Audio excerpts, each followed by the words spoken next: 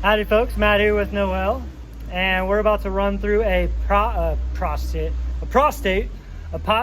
chain tricep, and this is for power development. So this is very athletic in nature, and I don't know if you can tell, but we got kind of a, oh, they just shut it down. We got like a construction site going on behind us, but a posterior chain tricep.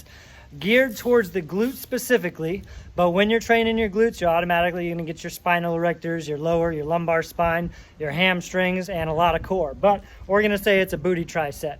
And this is designed for power output, strength speed, or speed strength. Those are two different things. One's a little heavier, one's a little lighter, but there's an element of speed, explosiveness, and velocity throughout this tricep. So since it is performance-based and very athletic-based in nature, this is designed to help you improve your sprinting, your jumping, your athletic performance.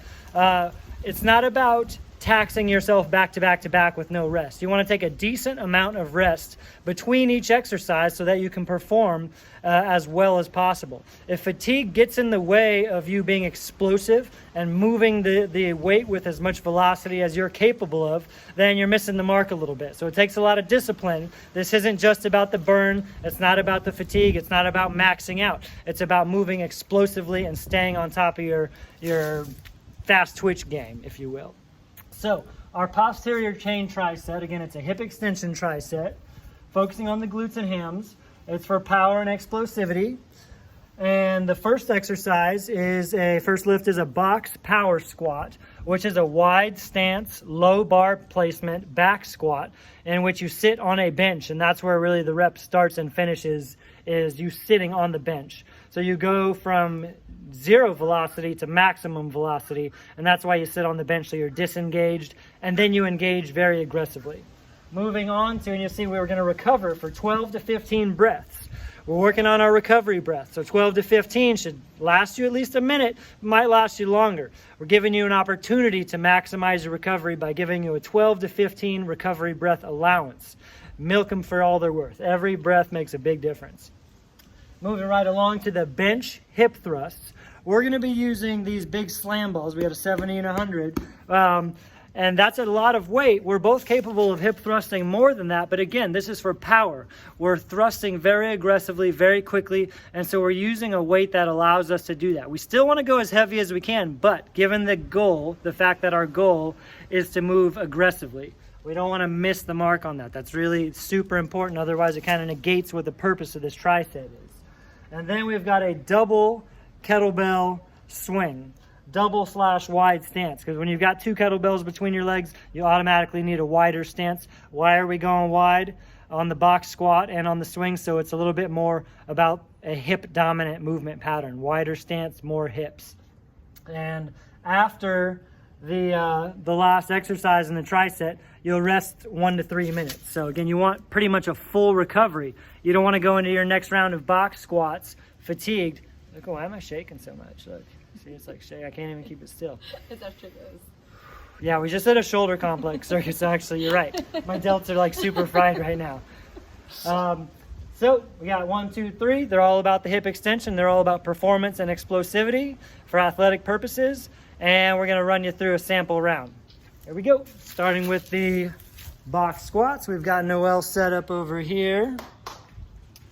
And so you're going to see that she takes a fairly low bar placement on her scapulas, lower than it could be if it was resting on top. Squeezing the scaps tight. She's going to squat it up. She's going to step back, spread her stance out. She's going to sit down on the bench and start on the bench. Take a big deep breath, then stand up as fast as you can. Boom.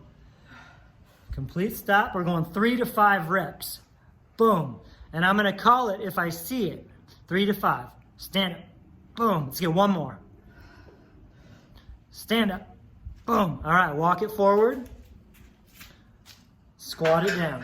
And you might say, Matt, she could have still done way more reps. Yes, she could have, but we're not doing this for hypertrophy purposes. We're not using this for work capacity purposes. We're using it for power development. On that third rep, I could tell she was about to slow down a little bit, so we just did one more and we called it quits right there. Those details make a huge difference when it comes to improving your performance. So you see Noelle, let's actually just pick that ball up and start with it on your hips. Noelle's got a big slam ball. We could use a barbell, dumbbell, whatever. We're using slam balls because they're easy to maneuver. She's going to slide forward on that bench so that her scapulas are on the edge of the bench.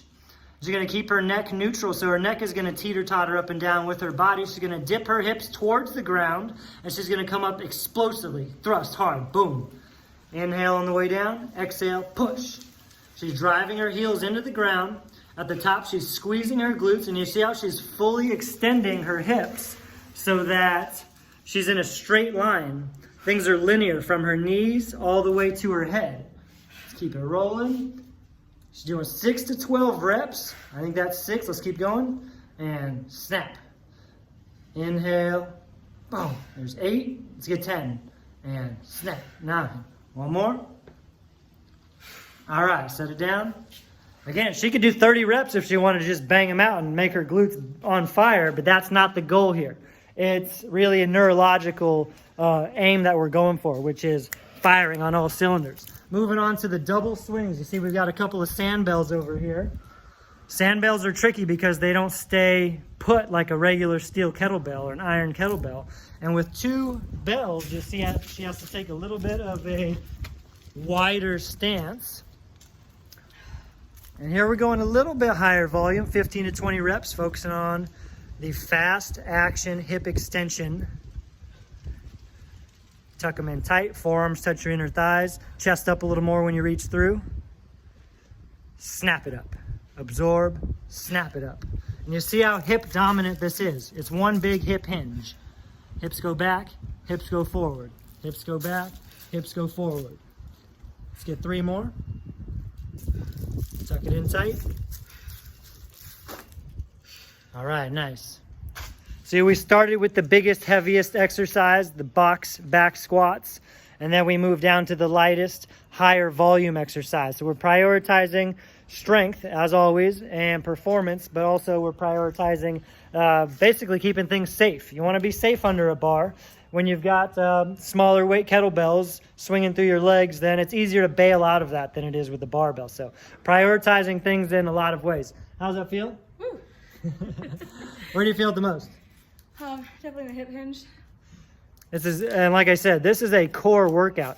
A hip hinge tricep or a posterior chain tricep, that's synonymous with core. All of these demand a lot of your core, from the box squats, bracing aggressively right when you stand up, same with the bridges, same with absorbing and decelerating the kettlebell swings. So give that a try. Box power squats, bench hip thrusts, double or wide stance kettlebell swings. Remember the rep ranges. We start low volume, 3 to 5. And this is just general, 6 to 12, medium volume, and then higher volume, 15 to 20. All right, give it a go. Stay explosive, get stronger, and have fun. Catch you later.